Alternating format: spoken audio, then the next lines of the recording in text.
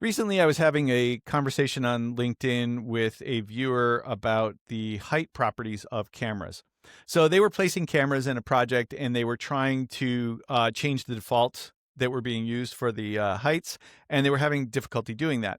And we had a little bit of a discussion back and forth, and they came back and they said that they had determined that those height properties were built in and they were not something we could change. And it was something I hadn't really investigated on my own prior to that discussion, but I was able to confirm it. And yeah, it turns out that those are built-in properties.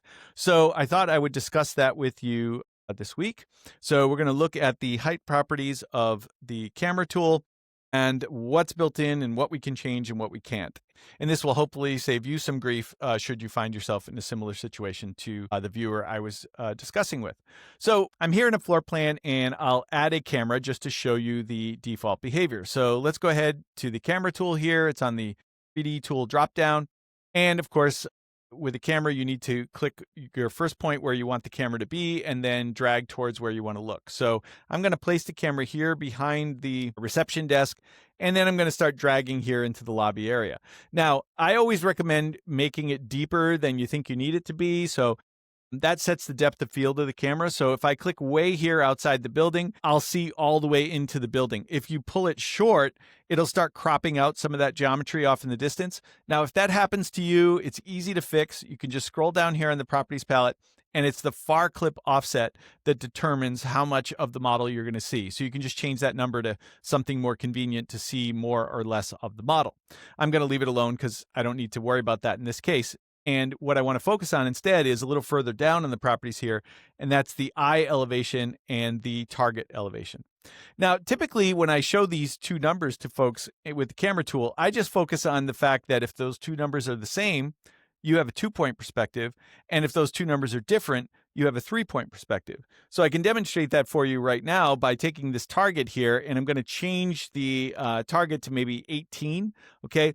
Now, before I apply that, I want you to look at the columns in the 3D view and notice that the edges of the column are parallel to each other. Okay. That's a 2-point perspective.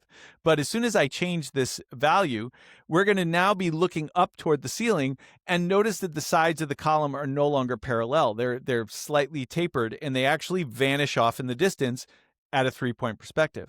So that's the difference between a 2-point and a 3-point perspective. If these numbers are different, it's 3-point, and if they're the same, it's 2-point. So if I set both numbers to 18, that simply moves the camera up, and now notice the edges are parallel again, and I have a 2-point perspective. Okay, so that's kind of where I've always focused on the height properties and didn't really give it much thought beyond that. But what the viewer was trying to do was change some of those defaults. So the first thing I want to talk about is that 5'6" again. Now, where does that come from? Well, in the imperial file, it's 5'6". Don't recall exactly what the number is in the metric file, but it's roughly the same height above the floor, and it's roughly where the eyes would be for an average height person. Okay, so that's how those numbers are determined in an architectural floor plan. If I go back to the camera tool, it will default to that value every time. However, you can change it as I just showed you, right? You can place the camera, then go to the properties palette, change the values, or you could actually change it right here before you place the camera.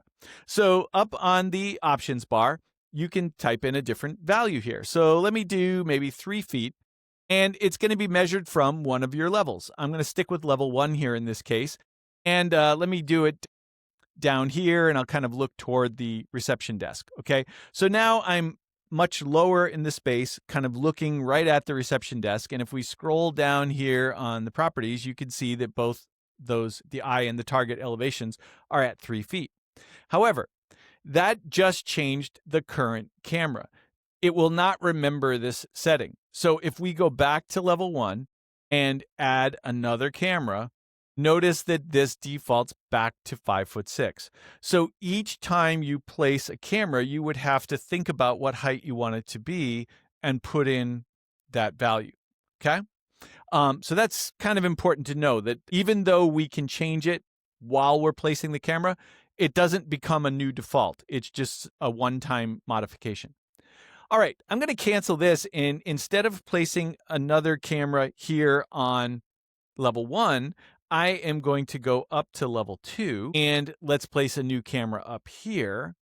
And again, you could change this value if you want, but notice that it's relative to level 2 this time. I'm just going to leave it 5'6", and I'll create a new camera down this corridor. Okay, and now we're at 5'6" above the floor in level 2, right? Except that when you scroll down here, you will see that those numbers are not 5'6", they are 15'6". Now, why is that? Well, let's go to our south elevation. So it's right here, and let's open that up.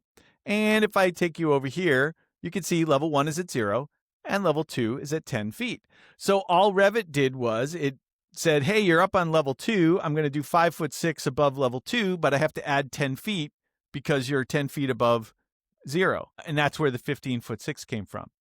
Now, it's not actually referencing a level at all. The level is just for convenience. In fact, if you were to select any one of these cameras and look at their properties here, you will not see any reference to level. So the only reference to level that will occur is at the time of creation right here. And again, that's just for convenience. It's just basically saying an offset plus a level height, right? And it does the math for you to figure out what height that camera should be. All cameras are always measured from the internal origin. And that was sort of the discovery that the viewer made for me or shared with me. And when we talked about it, it was like, yeah, I suppose that makes perfect sense, but it's not something I had ever really thought about. Okay.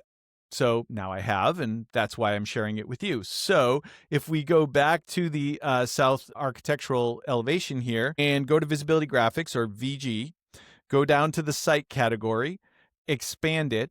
There's an internal origin right here. And I'll turn that on, and I'll also turn on the project base point because I want to make sure that it's clear that it's actually the internal origin that's at play here and not the project base point. So the internal origin is that blue and red axis indicator right there, and you can see that it's very clearly at the height of level 1, right? So you can kind of see the level is over here, right? And that red axis coincides with that. This little circle right here is the project base point, and you'll notice that its elevation is actually not 0, it's at 56.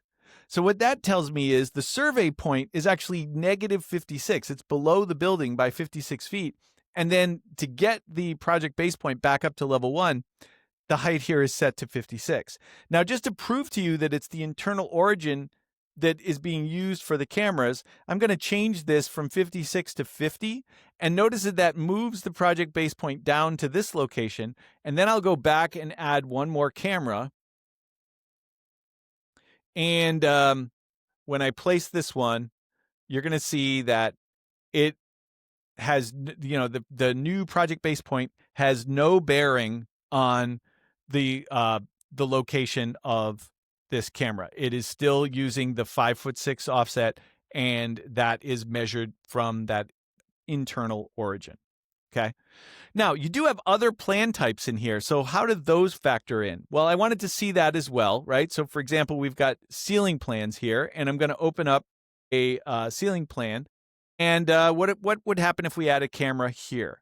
So I'm going to go to camera, and you can see this in one of two ways, when you place the camera or even before you do right here. So it's using a different offset for reflected ceiling plans, 8'9" in this case. So if I kind of stand here and look this way, you can see that I chose a bad spot. I'm actually inside a soffit. Why don't I close that one? And instead of being here under the ceiling, I'll kind of go right in front of that.